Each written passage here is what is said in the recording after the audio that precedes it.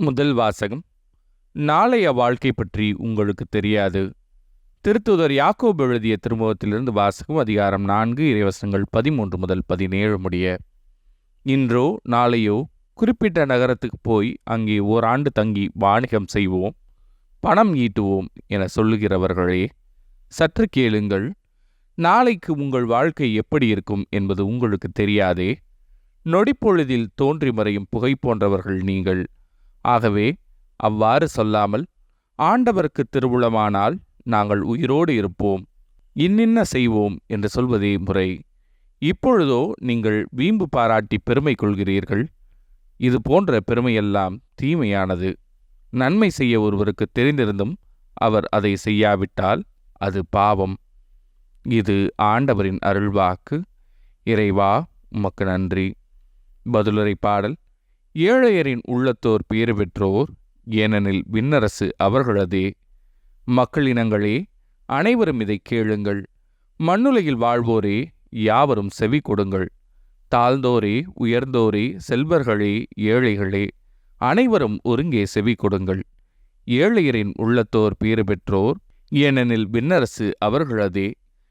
துன்ப காலத்தில் நான் அஞ்சுவானேன், என்னை வளைத்து கொண்டு கொடுமைப்படுத்தும் வஞ்சகருக்கு நான் அஞ்சுவானேன். தம் செல்வத்தில் நம்பிக்கை வைத்திருக்கின்றவரோ தம் செல்வ பெருக்கை குறித்து பெருமையாக பேசுகின்றனர். ஏழையரின் உள்ளத்தோர் பேறு பெற்றோர், ஏனெனில் விண்ணரசு அவர்களதே. உண்மையில் தம்மைத்தாமே மீட்டுக்கொள்ள எவராலும் இயலாது. தம் உயிரை மீட்க எதையும் கடவுளுக்கு தர இயலாது. மனித உயிரின் ஈட்டுத்தொகை மிக பெரிது. ஒருவரால் என்றென்றும் வாழ்ந்திட முடியுமா? படுகொலியை காணாமல் இருந்திட முடியுமா? ஏழையரின் உள்ளத்தோர் பேறு பெற்றோர், ஏனெனில் விண்ணரசு அவர்களதே. ஏனெனில் அறிவிழிகளும் மதிக்கேடரும் மாண்டெழுவது போல ஞானமுள்ளோரும் உயிர் துறப்பதை நாம் காண்கின்றோம் அன்றோ? அவர்கள் எல்லாருமே தத்தம் செல்வத்தை பிறருக்கு விட்டுச் செல்கின்றனர். ஏழையரின் உள்ளத்தோர் பேறு பெற்றோர், ஏனெனில் விண்ணரசு அவர்களதே. நற்செய்தி வாசகம். நமக்கு எதிராக இராதவர் நம் சார்பாக இருக்கிறார். மார்க் எழுதிய தூய நற்செய்தியிலிருந்து வாசகம். அதிகாரம் 9 இறைவசனங்கள் 38 முதல் 40 முடிய.